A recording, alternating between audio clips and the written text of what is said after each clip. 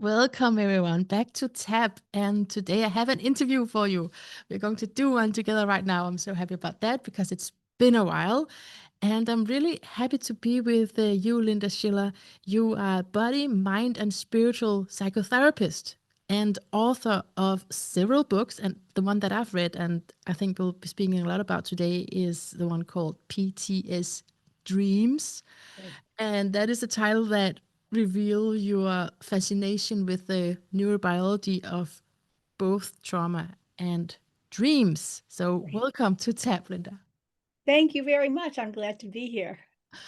So I thought my first question could include, maybe you in your answer you could include a little introduction to you because that's a mouthful. Your background. And so my first question is why, when, and where did you start to make this connection, this combination of the dream world and trauma healing? Oh, Maybe okay. in that answer, you can expand on my little introduction to your background. Sure. So I started out more traditionally. I went to graduate school. I have an MSW and I worked in the field of in psychotherapy and did a lot of trauma treatment as part of my work, and also became trained in a variety of other alternative integrative therapies such as EMDR, eye movement desensitization and reprocessing, a number of somatic therapies, some body mind therapies like EFT, emotional freedom technique, Reiki. I have a whole sort of alphabet soup of additional training after I finished my degree, hypnotherapy. So was doing that for a while. And then the way I actually got into doing dream work was a friend of mine moved to the Boston area and she invited me to join a dream circle with her. And somehow I just said yes. I just knew. And then the next question was, okay, what's a dream circle? So I knew somehow to say yes to this, even though I didn't quite know what I was saying yes to. And what she explained to me is it's a group of people who get together to work on their dreams together. And that was the start of what became a whole career path and calling for me. So I studied and I read and I learned about dream work, and I'm a member of the international organization IASD, which is the International Association for the Study of Dreams. It's a fabulous, fabulous organization. I've received so much learning and support and friendship and collegial sharing. So I widely encourage anyone who has an interest in dreams to join. It's for scientists and artists and therapists and anyone who has any connection at all with being interested in dreams. Um, and with their support and then my own interest, I started an I'm working as a psychotherapist. I'm learning about dream work, and I'm seeing in my clients more and more connection between when there is a quote unquote bad dream or when there is a nightmare. As we peel the layers of the dream and we work the dream, very often the scariest dreams, and particularly the repetitive dreams, have the basis in some kind of trauma. And when I can integrate doing the dream work and the nightmare healing with my experience and my knowledge of trauma treatment, the work just moves so much faster and so much more depth. So that's, I guess, standing on one foot in a nutshell, how I got into that part of the work.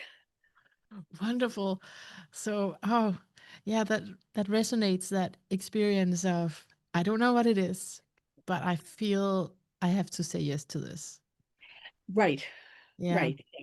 Yeah, I know you're also versed in the Kabbalah, and that's right. that's how I felt this year actually.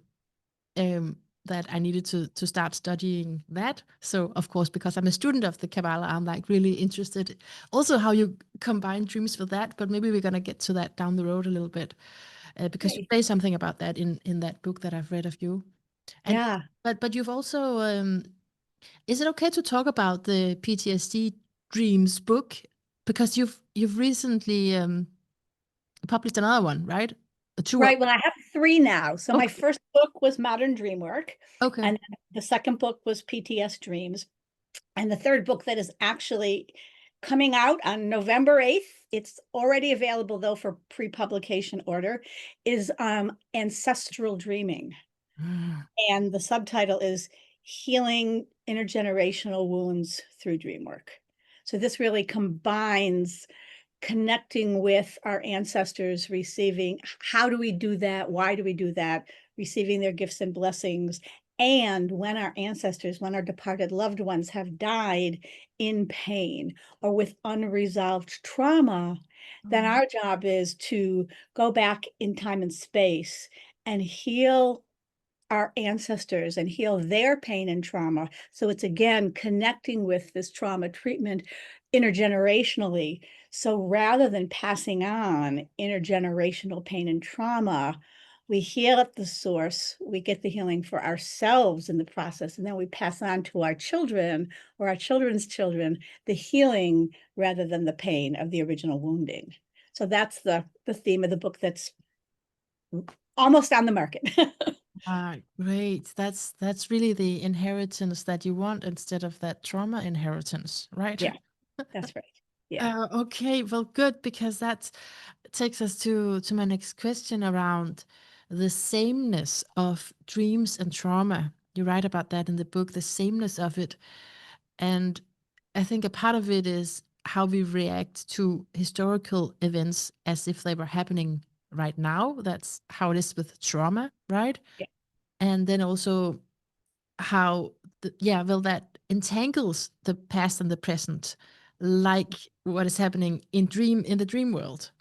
That's right. So there's a So, is that, yeah. so great picking up on that. And when we dream, it's always now. We don't dream yesterday. We don't dream tomorrow. You know, we don't dream in past and future. It's everything is now when we have a dream. And when we've had an experience of trauma that is unresolved, it tends to repeat on us. And we can re-experience those original traumas as if they were still going on, as if it was still in the now. So that's the comparison that I make. So dreams are and nightmares are very, very suited for working with the trauma because it's already in the now, in the dream. And in the dream, that's an appropriate thing. That's just how our unconscious, our unconscious minds work when we are in a dream state. But when we've had traumatic events, the goal is to have them be something that happened to us in the past, as opposed to something we're continually reliving and affecting us in the present and the future. Yes, absolutely. And when you speak about this, Linda, I'm sure the listeners will have this as well, this question: how do you do it, right? Like, okay, so I can just go into the dream world and make whatever I want happen. Is that how it is? Well, there's a couple of ways. That's a very, very big question. We could, talk for hours. But so there's when we're talking about dreams that are sourced in some kind of pain or upset or trauma, there are 2 types of dreams. One is when the upsetting event or events are actually just being replayed in the dream. So when we dream at night, we are replaying the thing that happened. If there was, for example, a war trauma and someone was, let's say, a POW, a prisoner of war, in their nightmare, they're replaying scenes that actually happened to them when they were a prisoner of war. If someone was abused as a child, in their dream, they're replaying scenes from when they were abused as a child, as if it was still now. So that's one kind of nightmare, which is sort of the literal replay of the events. The other kind of nightmare is when the dreams and nightmares come couched in metaphor and symbol. And here there's a dream about a volcano or an earthquake, or you're being chased by monsters and you can't get away. They're symbolic. And then our work in both our types of dreams, our work is to figure out what's the connection between what happened then and what's happening now.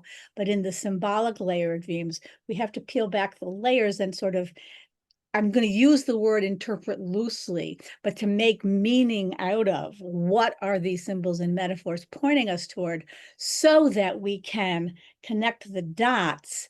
And then with both kinds of dreams, we can do waking dream work that allows us to bring resources into the dream state in our waking life that weren't there in the original dream and weren't there in the original trauma, and redream the dream, if you will, with these additional resources, so that in the dream we can come to a different ending, to a different conclusion, one where we end feeling safe and grounded, as opposed to ending feeling terrified or in danger.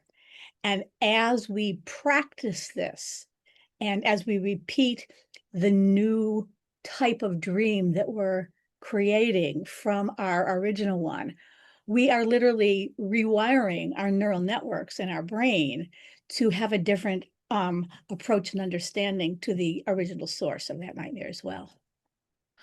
Wow. Okay. Yeah. So eh, you gotta train for that. It sounds. Yeah, well, people can do it if if they read the book and they practice, they can do that on their own, because so the book sort of really spells out methods and techniques. However, I really recommend that when someone has a trauma history, if they either know or suspect that they have a trauma history, that they work with a professional, they work with someone who's skilled, ideally both in trauma treatment and in dream work. But it's really important that one of the things that happens with traumatic events is people are alone and no help is available. And that in and of itself perpetuates that cycle of helplessness. So one of the keys is to be able to say, okay, this time in the here and now, today, I am no longer alone. I am Mm. accompanied on this journey, and I can get aid and assistance. And with that, reframe my understanding of what happened then, what's true now, and how I want to move forward to make meaning out of my life, given what has happened in the past. Mm. Oh, that's yeah, yeah. That's really good. It's very hopeful. Thank you. Yeah, that's the key, right? Mm. Because when people have suffered, terrible things in their life, it's so easy to lose hope, Yeah. and that restoration of hope is really key to healing. Yeah. Yeah. This is something we can actually do because we dream all the time, right? Um. Yeah. Just so there are the basics, and we've spoken about this before in the podcast here, so we don't have to go through that. But that you have to like start a habit of writing your dreams down, right? So you Yeah. don't forget it. But even that basic point is in a busy everyday life that gets lost sometimes. I had so many dreams last night, and I was like, I'm gonna write it down. I'm gonna write it down later, and of course I forget it. This is how it is, right? You have to get into that practice of writing it down immediately in order to even to just connect to the dream world. Wouldn't you say? Yeah. Absolutely. What's key is you have to keep your dream journal, or if you're, a millennial and you put everything online, if some people, I prefer writing, because Yeah. there's a difference between typing something out and using your physical body to write it. You have to have a journal by your bed, because you have to get up and go and find a piece of paper and a pencil. You're not going to do, not you personally, but people, you're much less likely to do it. Yeah. But if it's right there, and if Mm. you tell yourself before going to sleep, right, if you incubate the intention, there's a wonderful word from Kabbalah, actually in Hebrew, called kavanah. And kavanah means intention. And it comes from the root lekaven, which means to point yourself in a direction. So if you have a kavanah and you point yourself in direction before going to sleep of saying, I am going to remember my dreams and I'm going to record them in the morning, you will be much more likely to do both. And then you've got to have the setup, right? Have the notebook right by your bed. And then with practice, you can develop the habit of remembering and then writing it down. Yeah. And Yeah, that's the starting point, right? Then and then it can go deeper from there. right. That's where we start.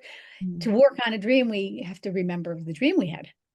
So, and it's really easy to forget. I've had dreams that in the middle of the night, I woke up and it's go, oh, dream. And I'm just, I can't quite write it down because it's excuse me, the middle of the night. And then in the morning, it's like, pff, it's gone. Because they're very, like wisps of air and smoke. They just disappear if you don't anchor them. I just remember one thing. I have my notes. I'm gonna return to them in just 1 second. But I just had a remembrance of what you say in the book. Also, that the funny thing is that we remember what we just dreamt before we wake up. Right. But but there are other points. I don't know how many hours of the night that we actually dream, but we have more dreams than the ones that we can normally remember. But Right. what is it about that? So we have sleep cycles at night. They're called REM cycles, and REM is rapid eye movement, which is when we're dreaming. And everyone who sleeps, 7, 8 hours of sleep a night has somewhere between 5 and 7 REM cycles in the night. So we are cycling through, from light sleep to medium sleep to deep dreaming sleep, off and on all night long. And if we don't wake up, we may not remember those earlier dreams. Yeah. But sometimes you will. Like if you wake up in the middle of the night and you're disciplined. I mean, I have gotten up in the middle of the night on occasion and, turn on my little tiny, book nightlight and write them down or go into the bathroom, so I don't wake up my husband. But sometimes I go, oh yeah, I want to remember that. And, mostly I won't, but every once in a while when I wake up, I'll have a bunch of dreams and they don't seem to be the continued thread of the same dream. Sometimes we have a long dream where the scenes change, but sometimes it does feel like they're little different dreams here. And so that would be you remembering pieces of dreams from off and on in the night as well. What happens to them? Like what are what's the point if we can't remember them, if we can't access them? Well, that's a really good question. So dreaming itself has a number of wonderful functions, even if we don't remember them. Right. It's a way kind of like rinsing out the day or clearing our mind and body of stuff that happened today or yesterday or during the week, or sometimes in the far past, because we're using different parts of our brain. So we're accessing different neural networks in our sleep and in our waking, and the parts of our brain that are active when we're awake, which is mostly our prefrontal cortex, our thinking brain, are asleep when we're asleep. And what wakes up in the night is our, they call it the lizard brain, uh, I'm blanking on the word. I put my hand right here on the brain stem, and then Brains. um, our limbic system, our internal brain, which includes the amygdala and the hippocampus, and those two places are more awake when we're asleep. So we have an opportunity to integrate different parts of ourself and of our brain, even if we don't remember the dream. And let Yeah. me one more thing on that so I don't forget. Sometimes when you wake up, you don't remember the narrative or the story or the characters or anything about the dream, but you wake up with an emotion, with a Mm. feeling, and that's the dream. You wake up feeling sad, that's your dream. You wake up feeling really happy for no particular reason, that's your dream, right? You wake up feeling dread, that was your dream. So you write that down too. Okay. You write that down too. Okay. Well, okay, that's a good trick. Yeah, okay. Yeah, and yeah, it's a really good point that even if I don't remember, rather than just being frustrated about it, I can I can rest assured that it has helped me in some way. It has rinsed me. I have digested something, and it's been helpful, whether I Right. remember it or not. And we have problems in our sleep. Our brains are working. You get there's so many scientists and artists and musicians who came up with their, their concert or the answer to like DNA, the structure of DNA with Crick and Watson. I remember whether it was Crick or Watson, I think it was Watson, who dreamt the interweaving structure of the DNA strand. And that came through him like Eureka, woke up with that in the morning. So we can put together things in a different way in our sleep than in our waking life. I think that point takes me to this question about memory reconsolidation, which is often talked about associated with EMDR. Yeah. Um, Let me just see what I've written here. Okay. It's because yeah, I like that. It's not necessarily where the dream ended. It's just where you woke up. I like that. Yeah. Um, I don't, and maybe, yeah, maybe I'm blending it together, Linda, here, so you can separate out. But, but yeah, my question is how dreams are part of the healing called memory consolidation. And yeah, so I've also studied bilateral stimulation, not Mhm. EMDR because that has a copyright to it, but I've studied from someone who knows EMDR, and so Okay. we've been taught that model of bilateral stimulation. So it's a trauma healing, and it's really effective, and it's really good to PTSD clients who's struggling with that. Um, so how does dreams come into that? Well, with EMDR and bilateral stimulation, the key component that Francine Shapiro found was that it's based on rapid eye movement, actually. So you're looking, right, left. And now they've also, with EMDR, you can do other forms of bilateral stimulation besides visual. It can be sound and it can be somatic, like tapping on opposite sides of the body. But the original, and in my practice, I think the strongest way of doing it is with the eye movements, which actually mimics what happens organically in REM sleep. It mimics REM sleep. So there's right there a connection between the bilateral stimulation and the process of sleep. That naturally happens. Isn't that amazing? I Wow. know. Yeah. Yeah. So we can take advantage of this natural process by doing it purposefully when we wake, as well as whatever happens to unfold when we are asleep. So when we're asleep, the memory reconsolidation happens as we sort of sift through the events of our day, our week, our year, and our memory banks sort of pick and choose while we're asleep what goes into what kind of storage, right? What goes into long-term storage, what's in short-term storage is going to be let go of, what they bury in the vault to be addressed later. So with serious trauma, one of the symptoms, if you will, is a dissociative process where people separate out what happened to them from their conscious awareness as a unconscious organic skill because they don't have the resources to deal with the trauma at the time that it's happening. But it doesn't mean that it didn't happen, and it doesn't mean that it went away. It means it got buried, hopefully to be dealt with later when we have more resources. So with the concept of memory reconsolidation and doing the dream work, sometimes when dreams come through in symbol and metaphor, I've had clients and people who say, well, I think that I have an abuse history, but I don't really have any clear memories and I'm not really sure. So we look then at what their physical body is telling them, the organic physical symptomatology. Does it match? Does it not match? What are their emotional reactions and responses to things? And what in the dream are there metaphors in the dream that we carefully unpack to say, okay, what does this connect to? And what might this be related to?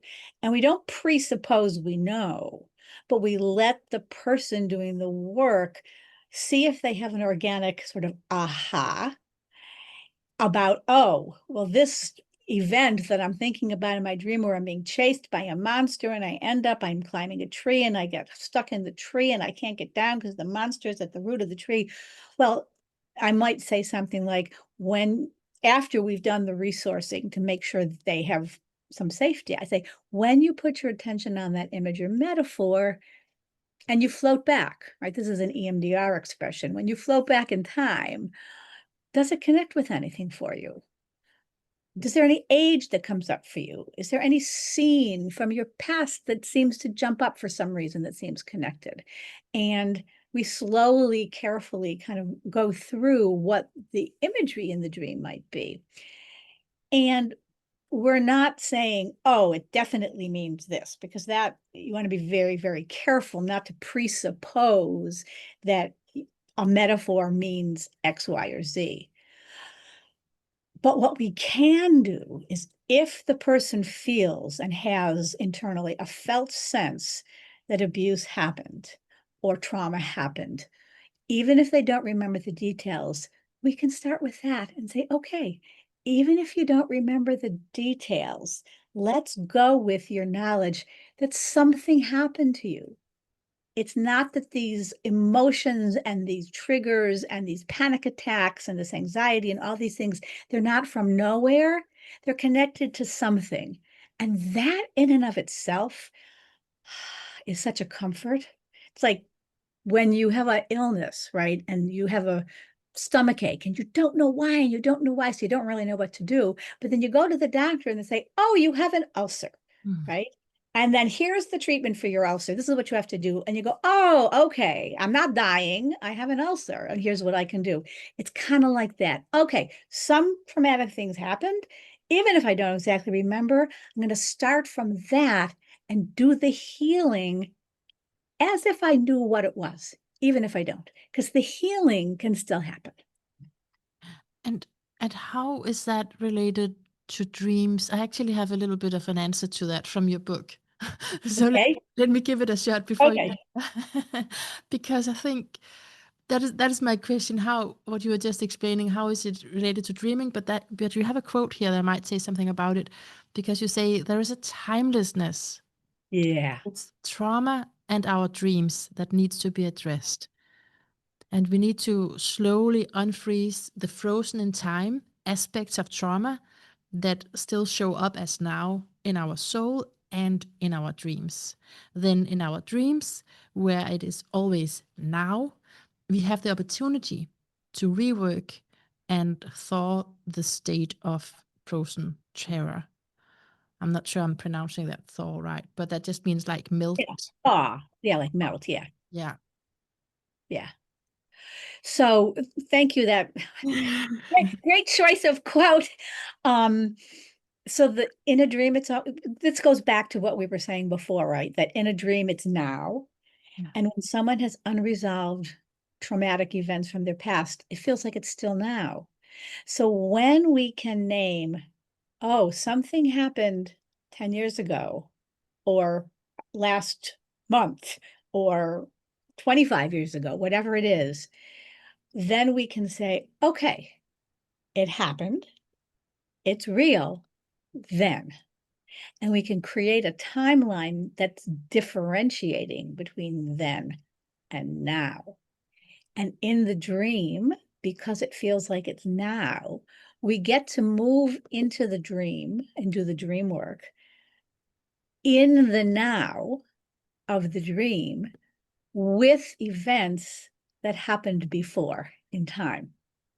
So we get a sort of, time travel ability.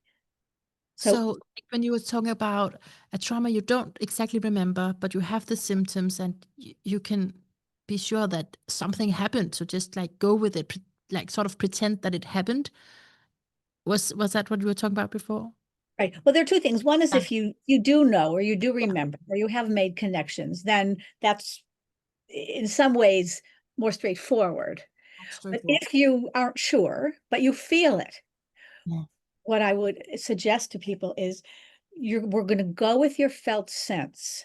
We're not going to name names and we're not going to point fingers, because if we don't know for sure, my grandfather did this or my mother did this, we don't want to point fingers, but we can say, I have a felt sense. This is from Eugene Gendler's focusing work, that felt sense in my body, in my mind, that some of the struggles I have, some of the symptoms I have, are congruent with the symptoms of someone who has PTSD.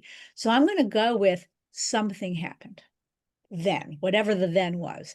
So you take that into today, into what's today, August 12th, Yeah. 2025, and say, okay, whatever created my panic attacks and my anxiety and my feelings of helplessness and my feelings of shame, or whatever the symptomatology is, something happened that was real. Yeah. It was real. And right now, in this moment, in Boston Eastern Daylight Time, it's 1:30 in the afternoon on August 12th, and I'm safe. Right now, I'm safe. Nothing is terrorizing me. There's nothing that I need to feel anxious about. And that's the current now. And then my question, Linda, is how do we combine that with the dream world? How is the dream world helpful in that? Because what I'm sensing is that timelessness of it, that there's something here that I can't exactly physically touch, and even if I could at one time, I can't right now. And that's the same in the dream world. There's something here. I'm just trying to connect. How do you connect it with dreams?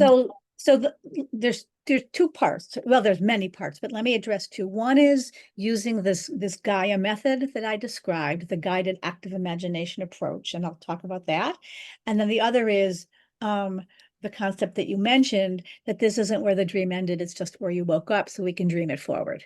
So we can do both these things.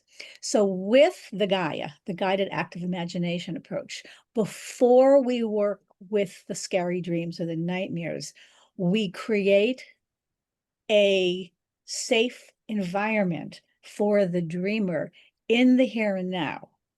And this is based on a resource installation from EMDR, from the EMDR that I've learned and practiced. So I ask people, before we go near the scary dream, who and what do you want to have with you right now to feel safe and protected? So I ask them to name people in their life, people who are alive, people who are departed relatives, pets, spiritual beings, and they name, I call it their posse of protection. And then in addition to that, then I'll say, and is there anything, any objects you'd like to have with you to feel safe? And one person said she wants to have a shield, a really big, strong shield. Someone else said they want to be surrounded with a bubble of light, which is always a good idea anyway. And I talk more about that actually in the Ancestral Dreaming book, about channeling the healing light from the divine, whatever your understanding of who or what that is, to keep you safe. One woman, one young woman who's 20 something said, I'm going to bring my cell phone so I can always call if I need to. And my cell phone has a flashlight on it too. So if it's dark, I can put the light on my phone, which I thought was really quite brilliant. And one little girl that I worked with, I think I actually mentioned this in the book. I remember she said, I'm bringing Mary Poppins with me because Mary Poppins is magic and she can protect me from anything. So I said, let's bring Mary Poppins. So it could be characters from stories, from fairy tales, from mythology. So we gather, and I help people really feel connected to the people and the objects and the light and the energy that will keep them safe before they go near the dream. And then with this extra safety that they didn't have either when they had the dream or when the trauma happened, then we approach the dream. And we start looking from the outside of the dream to see what else might be there. Are there any resources in the dream that they might not have noticed or might not have mentioned? And what else is happening? And then when they're ready with all of the safety and protection, then we go into the dream and we can start changing the story around because we have helpers now that we didn't have when we had the dream. And this is in waking consciousness, Well, somewhat. this is the guided active imagination. Active imagination is a Jungian term. And this is doing the sort of imagining forward but this time there's with a guide as well to help you stay safe and not go in a direction that's not useful, or not get caught up in something that you can't get out of. So if you're in your dream and the creeping vines have reached up and starting to tangle around your legs and your ankles and you can't get out of them, for example, I can say, okay, let's stop right here and take a breath. What do you have that can help free you from these creeping vines? And maybe they brought with them some kind of a hatchet, or maybe they have some kind of a magic glove that they can touch the vine and it'll disappear. And if they didn't bring something like that with them, I might suggest, well, what do you need? What do you want to add right here so that you can be free of the creeping vine? So then they'll add, some fairy dust, which will melt the vine. I'm just, making this up as I go along here, and then we can continue. Amazing. This definitely answers my questions about the relation, right? Okay, because that is what can happen in dreams. You can just, yeah, weird things can happen when you wake up. You're like, that's so random, or that's so weird, right? But in the dream world, that's just, of course, it can happen. And Right. so that's, I just feel that that is the thread to your guided imagery or imagination there, that Mhm. just make it up, just put it in there, and then you Right. have the resources. And wow, and I'm also thinking you must have really wonderful dreams afterwards, right? After a guided imagination. Potentially, yes. So when you have worked through the dream, and the goal is, when you're working through a scary dream or nightmare, is to get to a place where the new ending is where you are safe and secure and no longer threatened. So when you end there, then you find something. One of the ways to do this, you find something to anchor that feeling, right? Mm, It might be an object in the room. It might be, okay, I have this cup here that has this really cute little cat on it, and maybe that's going to be my anchor. mm, Or uh, another kind of anchor is a somatic anchor. I'm going to touch any two fingers together, and that's going to be my anchor to remind me I am now safe and secure, and the dream ended in a place where I am no longer threatened and I'm safe. And then we review that. We do this 3 times. We look at the cat 3 times. I'll distract you. We'll talk about something random for a few minutes. And then I'll say, go back to the cat, or put your fingers back together. Tune in and tell me when you get back to that feeling of safety. ah, And then we practice that a few times until it becomes second nature, and they can get back in a few seconds. And then you take that with you into your next night's sleep. into the dreams. Wonderful, wonderful. I am flooded with questions for you, and I'm feeling underneath of that I'm listening and I'm asking you stuff. I'm also feeling such a joy that you are such a Mm. uh, yeah, that you're really you are equipped for this. You have a long background, you have so much experience, and you're really doing a fantastic job of answering me. So thank you for that. Oh, thank you. That's so sweet.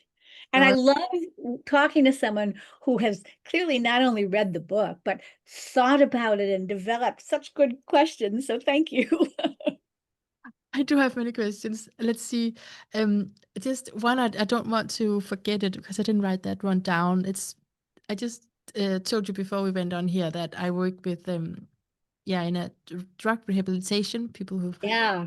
in a rehab, and what is I found to be completely normal is after drug abuse, you have to rinse out through your dreams, apparently, right? Yeah. If you are a sort of person who remembers your dreams, what people, my clients always say that just immediately when they come, they're like, oh, all of these dreams, and I just I can make like a standard paper of how that's gonna go now, because it's so common that Mm-hmm. Mm-hmm. they will have dreams that they are using again. Yeah. What is very, very common with people who are addicts of any substance is that they use to not feel, they use to forget, they use to change their consciousness, because remembering and feeling and being conscious is painful, Yeah. either because of their current life circumstances or their past, or both.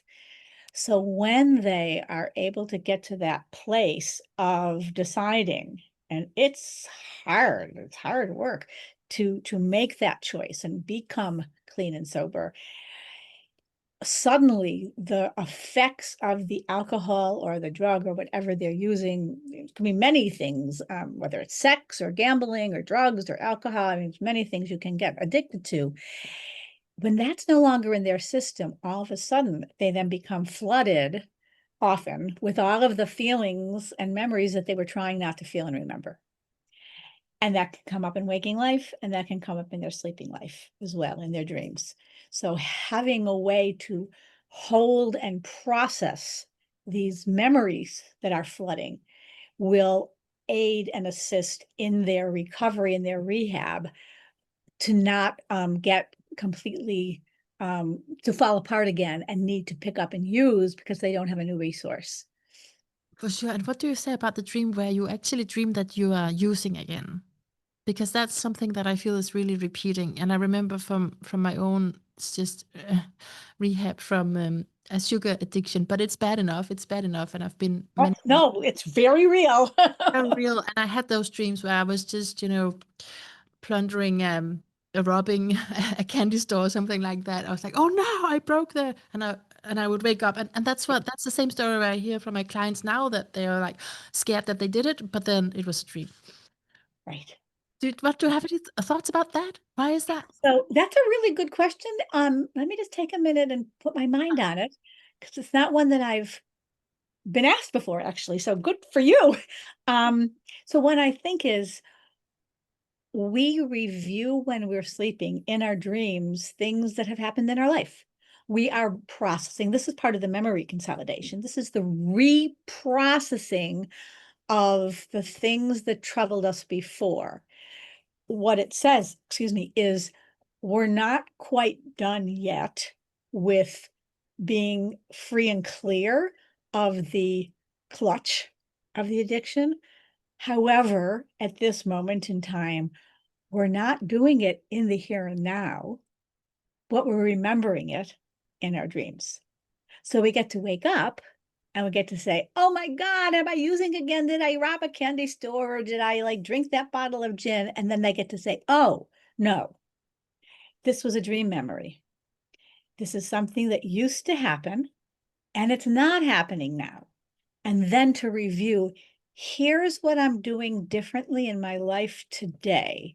Here are the resources that I now have, whether it's AA, whether it's seeing my counselor or therapist, whether it's a living environment that's different, whether it's a spiritual practice, whatever the things are that are helping them today, to review and recount them as like a counterbalance to the dream memory.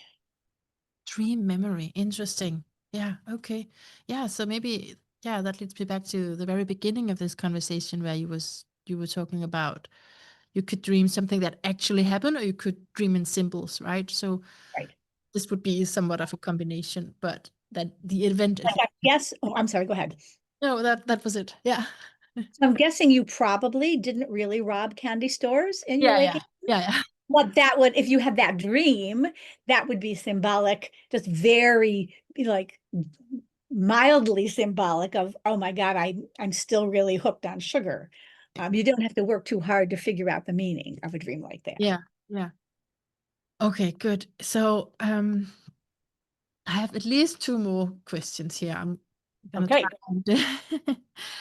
and rail myself in, but let's see. So yeah, you just have this quote. Our soul can feel separated from our body during trauma, and dreamwork helps us to restore soul loss and become re-ensouled. Mm. I'm just curious how that's important in your work, that yeah, the concept of being re-ensouled. Mm. We often hear directly or indirectly from trauma survivors and from people who've written about their experiences that it feels like they've become separated from themselves, that their soul has lost has left their body, that the trauma was so deep that the part of them that is the divine eternal life force is no longer there. In varying ways, people express this. And this is actually common in a lot of indigenous medicine as well. And one of the things that shamans in many indigenous cultures do is help to do soul retrieval. And that's a whole other conversation. But in a variation on that, in actuality, we couldn't be alive if we weren't ensouled, because that's our life force, or at least that's one way of understanding it. But if we feel disconnected from it, we have no joie de vivre, we have no connection to people or life or joy. So the work then is to help people through the dream, through waking life, of course, too, but in their dreams and working with the dreams and waking states, reconnect with the part of them that lets them know they survived, that they're alive, and that their soul actually is eternal. It never went away. Mm. They just lost track of how to feel connected to it. So that's part of the therapeutic work that can be done both in a variety of different ways and through deep guided dream work to reconnect with our enlivened self that lets us appreciate the world and lets us then create meaning for how do we want to live now. And given what we've been through and what we now know, how do we want to go on to help others in some way? Like to create sort of a mission is often really, really important for people who've survived trauma, because it gives meaning to what they've gone through then. Yeah, yeah, absolutely. Yeah, that feels very meaningful. You can actually use your pain for something for good. Yeah. So my last question in there is a big one, because that is about your system, Pardes. How do you Oh, the pronounce Pardes. Pardes? So I Yeah. know we can't go in depth on it, but I'm just curious because that relates to the Kabbalah, right? Yes. Say Yeah. something about it. Sure. So when we dream, we have dreams that are true at multiple layers. There's the surface layer of the dream, and then there's a variety of deeper layers as we sort of peel back the images and the metaphors and figure out what connects to what. And there's also, excuse me, a dream layer that isn't just ours, that connects us with, we're dreaming for the world, we're dreaming for the planet, we're dreaming for our family. So there are all these layers that are there in every dream. We might not find them all in every dream, depending on how far we go.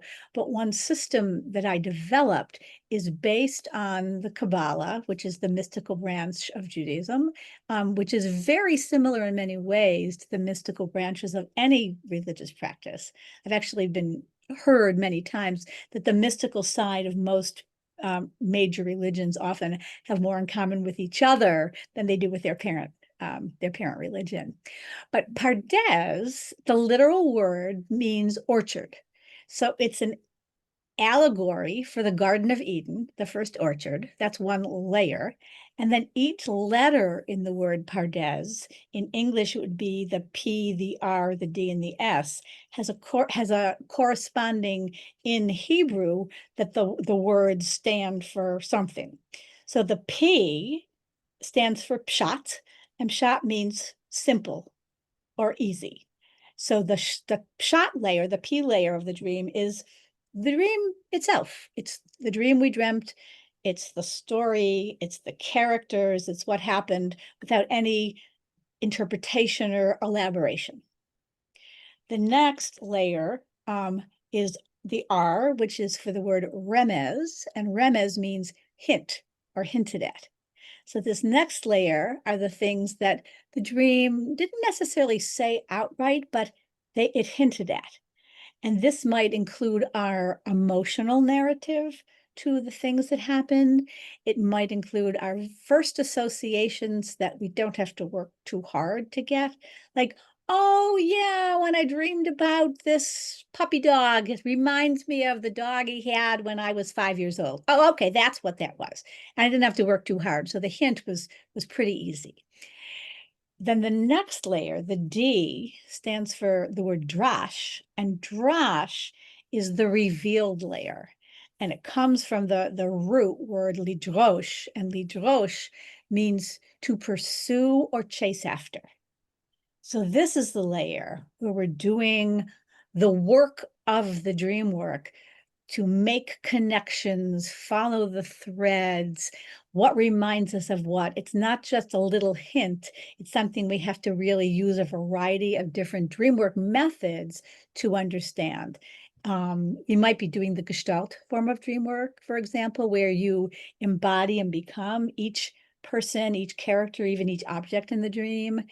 It might be dialoguing with dream characters where you speak the words from the two different characters that they didn't necessarily say in the dream, but if they were to have a conversation, this is what it would be. So there's many, many different ways of doing this drash work. And then the final layer in Pardes is the S, which stands for Sod, which means secret. And this is the transpersonal layer, the mystical layer, the layer that connects us with the divine, however we understand who and what that is, that connects us with how is my dream connected to the world and how does it connect with healing the world? So that's what the Pardes system is. And the original Pardes is used, actually, it's a thing, not for dream work. I applied it to dream work, but when we read the Torah, which is the holy book of the first 5 books of the Bible, when someone is reading from a Kabbalistic framework, they look at each line, each word, and they apply all 4 layers to each word, each line, each chapter in the Torah. Wow. Okay. But you developed the system, but based on. The Pardes itself is a Kabbalistic framework of reading the holy books or sacred texts with ever deepening layers of understanding. So that pre-exists as a way of reading sacred text. I applied that to reading a dream as if we're reading a sacred text. Okay. Okay. It's starting to come together for me. Wow. Oh, yeah, again, I'm really enjoying how knowledgeable you are. And yeah, and I want to end off by just mentioning a little bit from your birth chart, right? Oh, right. I know you asked me about that. I'm so interested. Just a little bit of astrology, this kind of dream state. Um, yeah, so what I so you are 29 degrees Scorpio, which is so you're really far in that sign. So you have all the gifts of that sign, and so that makes sense in terms of having merged with so many different systems and works of knowledge, wisdoms, traditions, and what I really put together with Dreamwork is your moon conjunct Neptune. That is Oh, for me, whoa, that is totally.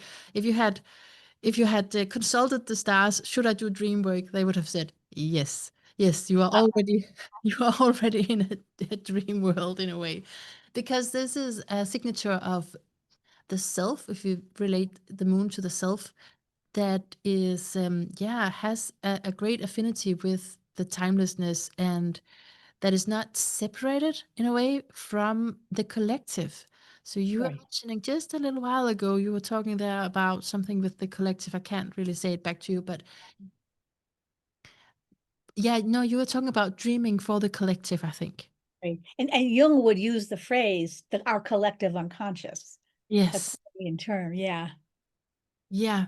And so there's something there about you and yeah, having a strong affinity with another world, Neptunian world, and also about the whole of humanity. And it's also really great for getting your work out there because you can resonate with a lot of people, and a lot of people can resonate with what you're doing. Mm. So Mm, it works again. This is the same like in dreams, that it works on many levels, right? So sure. it doesn't just mean one thing, but that's the moon conjunct Neptune is definitely where I would go to look for that dream That's so fascination. interesting. And one last thing is a lot of beauty as well. How do you feel about beauty, aesthetics? Like, Oh, 'cause- it's really important to me. I know that, was it Libra? yeah, This is in Libra. I remember yes, that from my years ago when my chart was done. So having like a beautiful surrounding is like I have a garden and I grow flowers and I bring the flowers in and in my office I have little stones and shells and plants to make it beautiful and it's important to me. yeah, yeah. That's really significant in your chart for sure. There's several signatures of that. So yeah, the beauty and the relational part, and yeah, and curiosity, right? Oh, Wanting to know great. what's not you, wanting to know the other. Yeah, yeah. Oh, thank you. Can you tell me if we have time, what does it mean when something's conjunct? You said my moon is Yes. conjunct Neptune, and what does conjunct mean? Yes, that they're close together, Oh, okay. like 1 or 2 degrees apart. So that's a big one. And whatever is really close to, yeah, several planets, but it's right now I'm talking about the moon. So whatever is close to your moon is really important, because that is who we feel that we really truly are at the heart of us. Mm, mm, That's who we identify with being anyway. mhm, So whatever is conjunct to that means it is infused with that energy. And mm. Neptune is about dreams. It is the other world. And And that's because I know a watery planet.